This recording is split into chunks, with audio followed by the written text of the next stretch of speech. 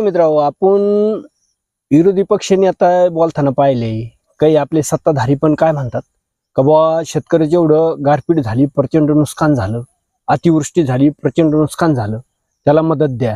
हाय का नाही? आपण हे विरोधी पक्ष नेत्यांना बोलताना पाहिलंय विधानसभेमध्ये, किंवा अनेक आपले मंत्री लोक किंवा आमदार लोक पण तेच बोलतात.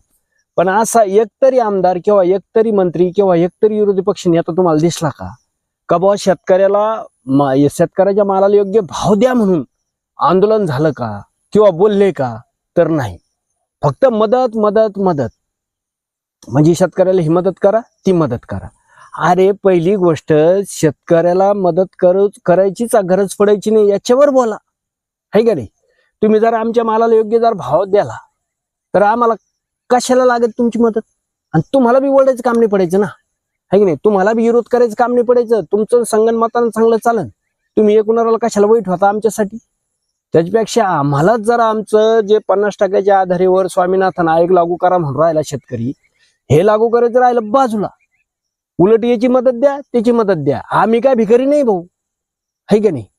फक्त तुम्ही आमच्या मालाला योग्य भाव देत नाही, जो आमचा अधिकार असून तुम्ही देईना.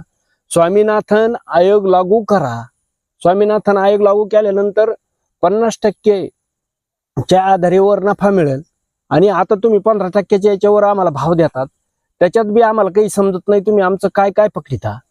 म्हणजे काय फवारणी धरताय, खुरपणी धरतात, काय करता? किती पाळ्या मारल्या, किती खुरपण्या धरता, किती आम्ही फवारण्या करतो, किती खत धरताय, याचा काही तारतम्य नाही. मुगुम छाप भाव देता.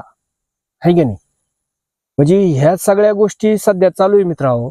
फक्त मदत मदत मदत, म्हणजे जस काय आम्ही भिकारी असं तुम्ही समजू नका.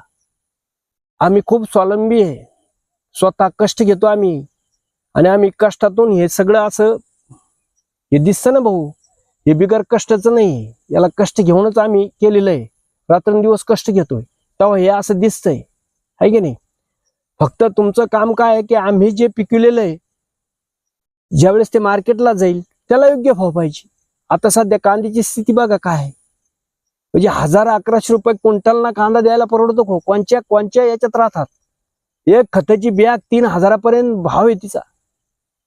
50 किलोची 40 किलोची बॅग, आणि आमचा 1 क्विंटल कांदा 1200 रुपयाला. कसा शेतकरी सुधरण हो? आणि कसा शेतकरी कर्ज भरीन? उलट तुमची चुकी आहे. ह्या गोष्टी तुम्ही मान्य करा की शेतकऱ्याला फक्त स्वावलंबी बनवून द्यायचं नाही, त्याला असंच ठेवायचं मदत मदत, म्हणजे तुम्हाला त्याच्या मागे त्यात तुमचा फायदा आहे. ह्या गोष्टी अशाच करत राहायच्या. फक्त हेच यांचे काम आहे.